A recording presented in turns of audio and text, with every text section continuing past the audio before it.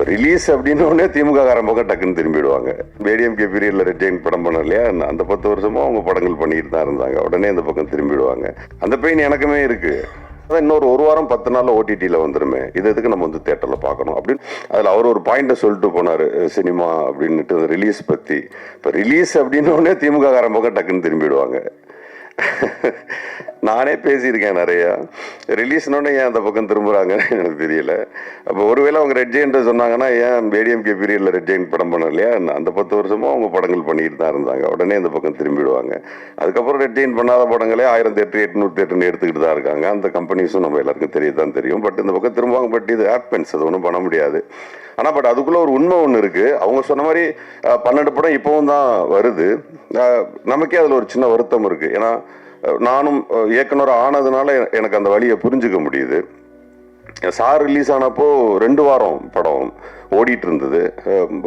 253 theatre release பண்ணோன்னு நினைக்கிறேன். நீங்கள் தான் சப்போர்ட் பண்ணீங்க. அப்புறம் 2வது வாரம் 180 சம்திங் போச்சு. ஆனால் 3வது வாரம் படம் இல்லை. அந்த பெயின் எனக்குமே இருக்கு. பட் அதுக்கு ரொம்ப பர்டிகுலராக இந்த நான் ஒன்றும் கேட்டேன், ஒரு 25 நாள் ஒரு போஸ்டர் விட்டுறதுக்கு ஒரு டைம் கொடுங்கன்னு கேட்டேன். இல்லை ஒரு 50 நாள் விட்டுறதுக்கு ஒரு ஷோஸ் கொடுங்கன்னு கேட்டேன். பட் கொடுக்க முடியல. அது ஒரு காலத்தில் படத்தை 50 நாளோ 100 நாளோ ஓட்டுறதுக்கான ஒரு டைம் கொடுத்தாங்க இல்லையா, அந்த டைம் இப்போ கொடுக்கறது இல்லை. பட் அவங்கள குறை சொல்கிற அதே சமயத்தில் ஆடியன்ஸும் ஒரு படம் ரிலீஸ் ஆன 1 வாரத்துக்கு அப்புறம் என்ன பண்ணிடுறாங்கன்னா, அதான் இன்னொரு 1 வாரம் 10 நாளில் ஓடிடியில் வந்துருமே, இது எதுக்கு நம்ம வந்து தியேட்டரில் பார்க்கணும் அப்படின்னு சொல்லும்போது ஒரு படத்தினுடைய ஆயுள் காலம் இப்போ ஈசல் மாதிரி 10 நாள் 12 நாள்னு மாறி போச்சு.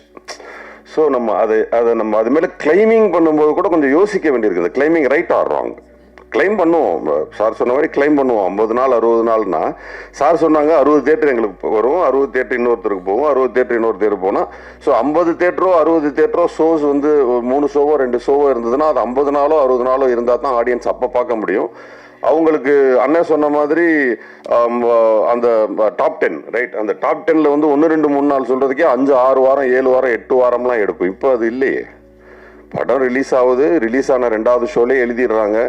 3வது ஷோ வந்து நல்லா இருக்கு சுமாராக இருக்குன்னா கூட கூட்டம் கூடுது. 4வது ஷோ நல்லா இருக்குன்னு சொன்னா ஓகே, அடுத்த நாள் காலையிலேயே தியேட்டர் இல்லை, தூக்கிடுறாங்க. ஸோ இது பிஸ்னஸ் கம்ப்ளீட்டாக கன்வெர்ட் ஆயிடுச்சு, கம்ப்ளீட்டாக மாறிடுச்சு. அதை நம்ம வந்து புரிஞ்சுக்கிட்டு அதுக்கு தகுந்த மாதிரி தான் படம் பண்ணணுமே தவிர, இப்போ ப்ரொடக்ஷன் சைடில் ப்ரொடியூசர்ஸ் வந்துட்டு ஒரு தடவை சார் விஷால் சார் பேசியிருந்தார், சின்ன ப்ரொடியூசர்ஸ்லாம் இனிமேல் வராதிங்க அப்படின்னு. உடனே நான் தான் முதல் கண்டன குரல் கொடுத்தேன், நேரடியாகவும் போய் சந்தித்தேன், இன்டர்வியூஸ்லாம் கொடுத்தேன்.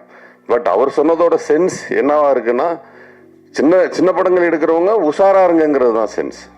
ஆனால் அதை அவர் சொல்ல தெரியாமல் சொல்லிட்டார். அவர் உஷாரா இருங்க, கொஞ்சம் கேர்ஃபுல்லாக பண்ணுங்க அப்படிங்கிறது தான் சென்ஸ். ஆனால் அவர் சொன்னதுனால பல ப்ரொடியூசர்ஸ் ஓடி போன கதை உண்டுன்னு வச்சுங்களேன். அது ராங் இஸ் ராங், அது ஒன்றும் பண்ண முடியாது. பட் உண்மை என்னன்னா, சின்ன படம் எடுக்கிறவங்கள்ட்ட கேட்கறது ஒன்று தான், இந்த படம் என்ன மாதிரியான அட்டென்ஷனை ஆடியன்ஸ் கிட்ட கிரியேட் பண்ணும். முதல் கேள்வி, அந்த producers and directors in between அவங்க 2 பேருக்கும் தெரிய வேண்டியது, என்ன காரணத்துக்காக இவன் தியேட்டருக்கு வரணும், என்ன மோட்டிவ் கிரியேட் பண்றீங்க தியேட்டர்ஸ்க்காக வர்றதுக்கு. அப்ப எந்த மோட்டிவுமே கிரியேட் பண்ணாம வர்றதுக்கான எந்த வாய்ப்புகளையுமே உருவாக்காம இருக்கிறது யார் மேல mistake? Even me, even you, even anybody, யாரா இருந்தாலும் அவனை உள்ள வர்றதுக்கான ஆப்ஷனை நம்ம கிரியேட் பண்ணாதது நம்ம மிஸ்டேக்ஸ். ஸோ இனி வர்ற டைரக்டர்ஸ், ப்ரொடியூசர்ஸ், டெக்னீஷியன்ஸ் இந்த பஞ்ச் பாயிண்ட் இருந்தால் தான் வருவான். இதுதான் காரணம். இப்போ சொல்லுவாங்க கேஸ்ட் வச்சு படம் எடுக்கிறாங்க, மேபி காரணமாக இருக்கலாம். அவங்க மட்டும் வந்து படம் பார்த்ததுக்கு ஆசா மாறுறதான்னு நினைக்கலாம். மேபி அவங்களுக்கு மட்டுமான ப்ரீச்சிங்காக இருக்கலாம். மேபி அவங்களுக்கான முன்னேற்றமாக இருக்கலாம். மேபி அவங்க ரொம்ப நாள் அடிபட்டதற்கான மருந்தாக இருக்கலாம். Anything happened. பட் அந்த படத்துக்கு கூட்டம் கூடுதில்லை, காசா மாறுதில்லை. ஸோ இப்போ ப்ரொடக்ஷன் அண்ட் டைரக்ஷன் இன்பிட்வீன், இந்த இன்பிட்வீன் அது காசா மாறுறதுக்கும் தியேட்டர்ல படம் ஓடுறதுக்கான ரீசன், நான் சொல்றது ஒரு ரீசன். ஸ்டார்ஸ் அது வந்து நம்மளால ஒண்ணுமே பண்ண முடியாது, இட்ஸ் எ ரீசன். ஸ்டார்ஸ் வந்து கம்ப்ளீட்லி ரீசன். அவங்க வர்றது ஈவன் விமல் சார் வச்சு நான் படம் பண்ணும்போது ஒரு முதல் நாள் 2வது நாள் 3வது நாள் வந்து தியேட்டர்ல 3/4 ஆடியன்ஸ் உட்கார்ந்தது. அது போஸ் வெங்கட்டுக்கு வரல, அந்த இசையமைப்பாளருக்கு வரல, ப்ரொடக்ஷன் எடிட்டர் யாருக்குமே வரல, விமல் சாருக்கு தான் வந்தாங்க. ஏன்னா அவர் களவாணியிலிருந்து அவர் ஒரு ஆடியன்ஸை சம்பாரிச்சு வச்சிருந்தாரு, அதுக்காக வந்திருந்தாங்க. ஸோ இப்போ ஹீரோஸ் கொடுக்குற சினிமா என்பது வேறு. ஸோ சினிமா எடுக்க வர்றவங்க ஈவன் இப்போ இந்த படத்தில், ஏன்னா இதையும் சேர்த்து சொல்லிடணும், கூடுதலா இப்ப நான் சொல்லிட்டு இருந்த காரணங்கள்ல இந்த படத்துல ஒண்ணு இருக்கு. பேய் படம், இந்த மாதிரியான த்ரில்லர்ஸ் அண்ட் கொஞ்சம் செக்ஸ் கலந்த படங்கள், சாமி படம், இது யார் நடிச்சாலும் ஓடிடணும் ஒரு கிராமர் இருக்கு. ஸோ நீங்கள் இந்த கிராமரில் தப்பிச்சுக்கலாம். உங்களுக்கு ஒரு பேசிக் பிஸ்னஸ் வந்துடும். நீங்கள் அதில் ஹீரோ யார், வில்லன் யாருன்ற கூட பெருசாக பார்க்க மாட்டாங்க. வியாபாரிகள் வந்து கேட்க போகும்போதே அதான் கேட்குறாங்க, எத்தனை சாங் இருக்கா, 5 சாங் இருக்கா, 2 ஃபைட் இருக்கா, இது என்ன காரணம், என்ன ஜானர் படம், த்ரில்லர். இப்போ த்ரில்லர்னா உள்ள எல்லாம் என்னன்னு போய் நோண்டி பார்க்கறது இல்லை. அதுக்கு ஒரு பேசிக் பிஸ்னஸ் இருக்கிறதா நினைக்கிறாங்க. என்னன்னா நமக்கு தெரியும் இது என்ன படம்னுட்டு. ஹிந்தியில் தெரியாது, அங்கே ஒரு 10-12 லட்ச ரூபாய்க்கு அந்த படத்தை விற்றுருவாங்க. கர்நாடகாவில் தெரியாது, ஒரு 10-12 லட்ச ரூபாய்க்கு விற்றுருவாங்க. இந்த மாதிரி பல்வேறு விதமான மொழிகள்ல அது விற்கிறாங்க. விற்கும் போது ஒரு 25 ரூபா, 30 ரூபா, 50 ரூபா ஒரு பேசிக் பிசினஸ் ஃபிக்ஸ் பண்றாங்க. இப்படி ஏதோ ஒன்னாச்சும் வரும். ஆனா நிறைய பேர் என்ன பண்றாங்கன்னா, இந்த பிள்ளைங்க வந்து வீட்டுல படம் வரையும். ஒரு ஆர்டிஸ்ட் ஒருத்தனை படம் வரைஞ்சா அப்படியே அச்சு அசலா வரைவான். ஊரே சொல்லும், என்ன பிரமாதமா வரைஞ்சிருக்கீங்க. அது உண்மை. ஆனா வீட்டுல ஒரு குழந்தை தப்பு தப்பா கிறுக்கும். அப்ப அம்மா சொல்லணும், என்ன பிரமாதமா வரைஞ்சிருக்கேன்னு. அந்த மாதிரி நமக்கு நாமே படம் எடுத்து நல்லா இருக்கு நல்லா இருக்கு நம்ம சொல்லிக்கிறோமே தவிர ஊரு சொல்லணும் அது நல்லா இருக்குன்னு. அப்பதான் அந்த படம் ஓடும். அப்புறம் நான் படம் எடுத்தேன் ஓடல, நான் என்னையும் சேர்த்து தான் சொல்றேன். நான் படம் எடுத்தேன் ஓடல, நான் படம் எடுத்தேன் ஓடலன்னா படம் நல்லா இருந்தா தான் ஓடும். இப்ப படம் நல்ல படம் என்பது வேறு. அது பல விருதுகளை எடுக்கும். 2 படமும் நிறைய விருதுகளை எடுத்துச்சு. அந்த மாதிரி நிறைய விருதுகளை எடுத்துச்சு. அது திருப்தி தரும். அதுதான் தரும்னு எங்களுக்கு தெரியும். பட் பணமாக மாறக்கூடிய திரைப்படங்களுக்கு யார் மேல பிளேமிங் நீங்க வச்சீங்கன்னாலும் தப்பு. ஈவன் தியேட்டர்ஸ், டிஸ்ட்ரிபியூட்டர்ஸ், ப்ரொடியூசர்ஸ், இவங்க யார் மேலேயும் நீங்க பிளேமிங் பண்ணவே முடியாது. அண்ணே சொன்ன மாதிரி ஒரு விஷயம் வேணா பண்ணலாம். எனக்கு அது கொஞ்சம் வருத்தமான விஷயமும் கூட. சமீபத்தில் கூட நடந்துச்சு. ஒரு ஸ்டாரோட படம் வருது, உடனே அந்த சமயத்துல வெளியாக இருந்த சின்ன படங்களை பூரா எல்லாம் பின்வாங்கிறதே நான் பார்த்தேன். அந்த தேட்ல படம் வருதுன்னு சொல்லிட்டு முதல் நாள் போஸ்டர்ல வருது, பேப்பர்ஸ்ல வருது, ஒரு 10 நாள் பப்ளிசிட்டி பண்றாங்க. ஆனா இல்ல, அது பெரிய படம் வருது, ஏன் பின்வாங்குறீங்க? ஏன் பெரிய படம் தோத்தது இல்லையா? பெரிய படம் தான் தோக்குது. சின்ன படங்களை விட அதிகமா தோக்குறது பெரிய படங்கள் தான். அவங்களுக்கு தான் பாதிப்பு அதிகம். ஏன் விட்டு கொடுக்குறீங்க?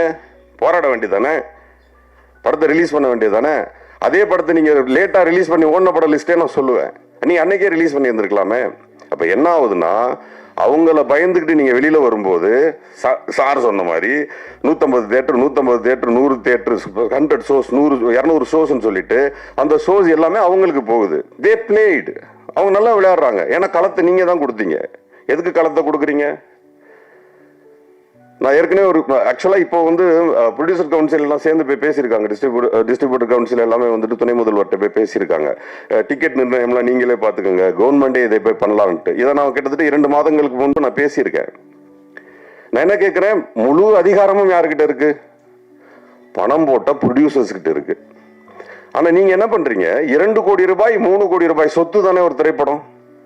10 கோடி இருந்தா 10 கோடி ரூபாய் சொத்து தானே உங்க திரைப்படம். உங்க சொத்தை தூக்கி கொண்டு யார்ட்டையா கொடுப்பீங்களா? உங்க நிலத்தை யார்ட்டையா கொண்டு கொடுப்பீங்களா? யார் பேர்லயா எழுதி வைப்பீங்களா? உங்க வீட்டை யார் பேர்லயாவது எழுதி வைப்பீங்களா? படத்தை மட்டும் ஏன் இன்னொருத்தன் பேர்ல எழுதி வைக்கிறீங்க? என்ன பயம் உங்களுக்கு? என்ன பயம்? படம் எடுக்கிறவளுக்கும் 10 கோடி ரூபாய் போட்டு படம் எடுக்கக்கூடிய தைரியம் இருக்கு உங்களுக்கு. தியேட்டரை பிடிச்சி படம் ரிலீஸ் பண்ண தெரியாதா? அப்ப நீங்க பிசினஸ் கத்துக்காம வந்திருக்கீங்க உள்ள. பிசினஸ் தெரிஞ்சுக்கிட்டு வாங்க. 10 கோடி 15 கோடி 5 கோடி 8 கோடி 3 கோடி என்ன வேணா போடுங்க, வாங்க. ஒரு படம் எடுக்கிறாரா, அசிஸ்டண்டா ஒர்க் பண்ணுங்க. ப்ரொடக்ஷன் பண்றாரா, அவர் கூட ப்ரொடக்ஷன்ல ஒர்க் பண்ணுங்க. டிஸ்ட்ரிபியூஷன்ல கத்துக்கங்க, அப்புறம் வாங்க சினிமாவுக்கு. அப்புறம் தோத்து போயிட்டேன்னு அழுகிறதுல எந்த பிரயோஜனமும் கிடையாது. கத்துக்குங்க. எனக்கு ஆசையா இருக்கு, டிஸ்ட்ரிபியூஷன் கத்துக்க போறேன், பண்ண போறேன், சீக்கிரமே பண்ணுவேன். தோக்குறோன்னு ஜெயிக்கிறேன்னு பண்ணுவேன். டிஸ்ட்ரிபியூஷன்ல தான் பிரச்சனை வந்து நின்றுது கடைசியா. அதை யார்ட்டையாவது கொடுக்க வேண்டியிருக்கு. நம்ம அவ்வளவு சிரமப்பட்டு ஒரு படத்தை ரெடி யாரை கொடுத்துட்டு கெஞ்ச வேண்டியிருக்கு. ஏன் கெஞ்சணும்? இனி வரும் காலங்களில் ப்ரொடக்ஷன் பண்றவங்க படத்தை எடுத்துட்டு நீங்களே ரிலீஸ் பண்ணுங்க. ஏன் யாரு பின்னாடியும் ஓடுறீங்க? அப்புறம் திமுக பண்ணுச்சு, அதிமுக பண்ணுச்சு, அவர் யாரெல்லாம் இங்க பண்ணல. உங்க பயம் உங்க கண்ணுக்கு முன்னாடி நிக்கிறதெல்லாம் பூதம் மாதிரி இருக்கு. பயப்படாம படம் பண்ணுங்க, செய்யுங்க. இந்த திரைப்படம் பற்றிய வாழ்த்துக்கள். நன்றி.